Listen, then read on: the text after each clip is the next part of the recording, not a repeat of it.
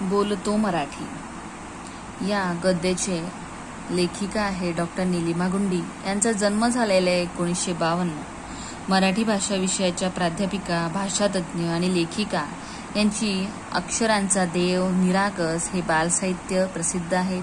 तर देठ जगण्याचा, रंगाचा थवा हे ललित लेखसंग्रह, भाषा प्रकाश, भाषा भान, शब्दांची पहाट हे भाषाविषयक लेखसंग्रह इत्यादी 35 पुस्तके प्रकाशित आहेत. 2011 साली बेळगाव येथे झालेल्या मंथन महिला साहित्य संमेलनाच्या त्या अध्यक्षा होत्या.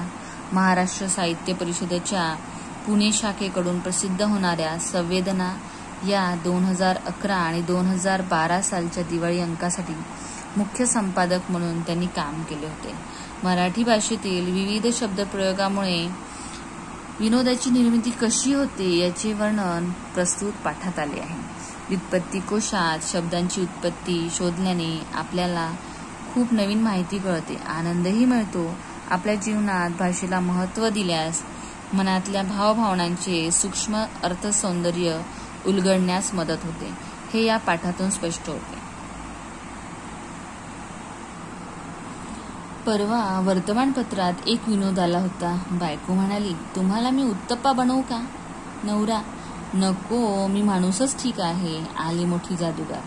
आता इथे विनोद निर्माण झाला आहे, कारण बनवणे हे क्रियापद तिथे शोभणारे नाही.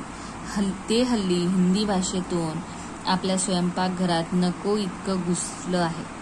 मराठीत पोळ्या लाटणे, भाजी फोडणीस टाकणे, कढी करणे, भात रांधणे, कुकर लावणे अशा वेगवेगळ्या क्रियांसाठी वेगवेगळे शब्दप्रयोग आहेत. पण हल्ली सगळे पदार्थ फक्त बनवले जातात. मराठीत बनवणे म्हणजे फसवणे असा अर्थ तर रूढ आहे.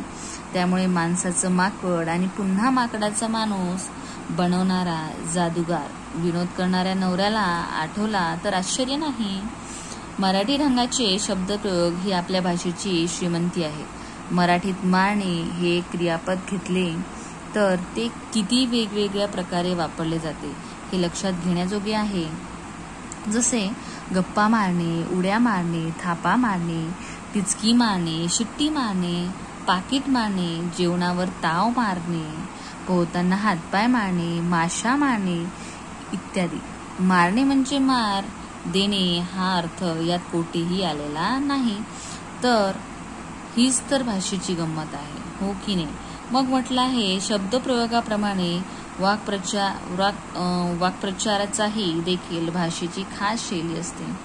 खस्ता खाणे म्हणजे खस्ता हा खाद्यपदार्थ नाही, हे माहीत आहे ना. तसेच कंठस्थान घालणे हा वाक्प्रचार युद्धाविषयीच्या बातम्यामध्ये असतो. कंठस्थान घालणे म्हणजे गळ्याखालून अंघोळ घालणे असा अर्थ नाही, शब्दशः अर्थ नाही. खांद्याला खांदा लावणे, सहकार्य करणे आणि खांदा देणे म्हणजे प्रेताला खांदा देणे यातला फरकही लक्षात घ्यायला हवा.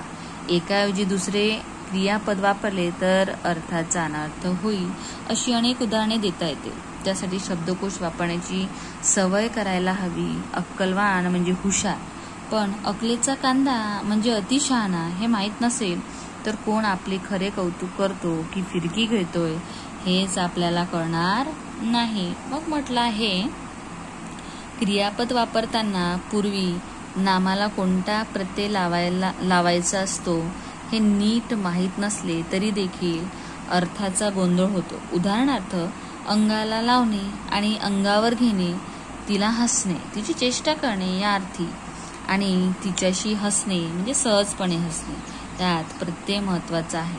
हल्ली सार्वजनिक समारंभामध्ये आणि वाहिन्यांवर प्रत्ययाची जागा अनेकदा चुकलेली असते. उदाहरणार्थ तुझी मदत करणे त्याऐवजी तुला मदत करणे हवे. त्याचे धन्यवाद याऐवजी त्यांना धन्यवाद असे म्हणायला हवे. भाषेमध्ये अनेक शब्द सतत येत असतात, कारण ती नदीसारखी प्रवाही असते. आपणही संगणकासंबंधी अनेक इंग्रजी शब्द सातत्याने आत्मसात केले आहोत. मराठीच्या आजवर संस्कृत, फारसी, अरबी, कन्नड, इंग्रजी अशा अनेक भाषांमधले शब्द आपले मानले आहेत. जसा टेबल हा शब्द आता आपल्याला परका वाटत नाही, पण गरज नसताना इतर भाषांमधले शब्द आणि तेही मराठी भाषेचे व्याकरण झुंगारून वापरणे योग्य नाही. मी स्टडी केली म्हणण्यातून काय नवीन अर्थ कळतो, त्याऐवजी मी अभ्यास केला म्हणणं योग्य नाही का? भाषेतील गंमत जाणून घेण्याचा एक मार्ग म्हणजे शब्दाची व्युत्पत्ती शोधणे. व्युत्पत्ती म्हणजे त्याची निर्मिती कुठून झाली हे शोधणे. त्यातून आपल्याला खूप नवी माहिती मिळते. मोरांबा या शब्दातल्या मोराचा मयुराशी संबंध नसून मोरस म्हणजे साखरेशी, जुन्या काळी साखर मॉरिशसवरून यायची म्हणून मोरस संबंध आहे. शब्दांची पाळेमुळे किती दूरवर पसरलेली असतात ते त्यातून कळते. कदर करणे असे आपण म्हणतो तो वाक्यप्रचार आहे. कद्र या अरबी शब्दापासून कदर म्हणजे गुणांची पारख हा शब्द आपण घेतला आहे.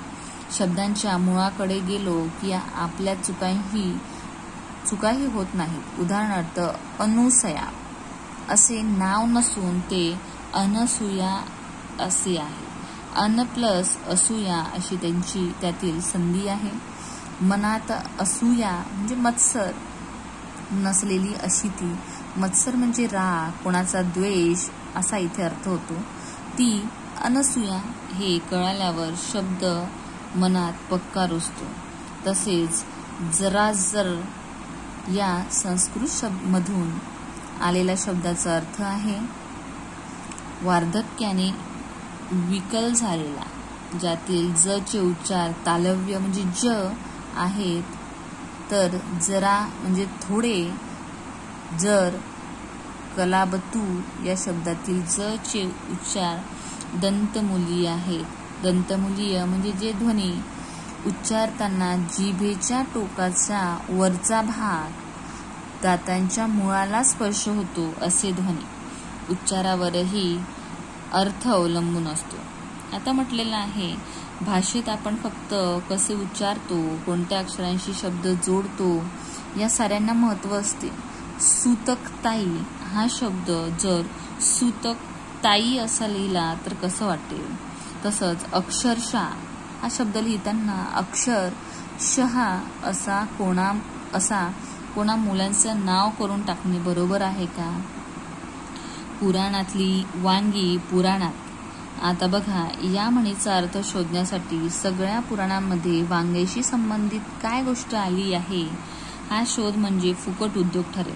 तिथे मूळ म्हण होती पुराणातली वानगी पुराणात. वानगी म्हणजे उदाहरणे, पण वानगी झाली इकडे वांगी आणि आपण शोधत राहिलो वांग्या विषयाच्या गोष्टी. अशी फजिती होते. काही वेळा दोन शब्दरूपे सारखी असतात आणि ती चकवतात. उदाहरणार्थ बघा, राजाचे कलेवर प्रेम होते. कला म्हणजे आपण एखादी जी कला असते, चित्रकला किंवा गाणे ऐकणे, असे संगीत वगैरे, याला आपण कला म्हणतो. तर दुसरा अर्थ बघा, अपघातस्थळी कडेला एक कलेवर पडले होते, म्हणजेच इथे एका साईडला पडले होते असा इथे अर्थ होतो. इथे पहिल्या वाक्यात कलेवर हे शब्दरूप कला या शब्दांचे सप्तमी विभक्तीचे रूप आहे, तर दुसऱ्या भाषेत कलेवर हे नाम असून त्याचा अर्थ शव असा आहे. आपण आपल्या भाषेवर प्रेम करायचं असेल तर भाषेतील अशी शक्तिस्थळे जाणून घ्यायला हवी. भाषेचा योग्य सन्मान राखायला हवा. आपल्या घरीदारी बोलली जाणारी मराठी भाषा ही आपल्याला आईच्या ठिकाणी आहे. तिच्या आपल्या भावजीवाला आकार दिला आहे. आपल्या भावना व्यक्त करायला आधार दिला आहे. तिच्याशी आपले खास जिव्हाळ्याचे नाते असायला हवे. त्यासाठी तिचे ज्ञानही आपण मिळवायला हवे. आपली भाषा ही हवेसारखी आपल्या आत बाहेर असते. तिचे जीवनातले महत्त्वाचे स्थान कायम ठेवायला हवे. उदाहरणार्थ, आता पाऊस पडत आहे. पाऊस पडणे या घटनेविषयी दोन वाक्यातून कशी दोन प्रकारे प्रतिक्रिया देता येते ते पहा. जसं पहिल्याच्यात म्हटलं आहे, पावसाने स्वतः जातीने हजेरी लावून वनमहोत्सवाला दाद दिली.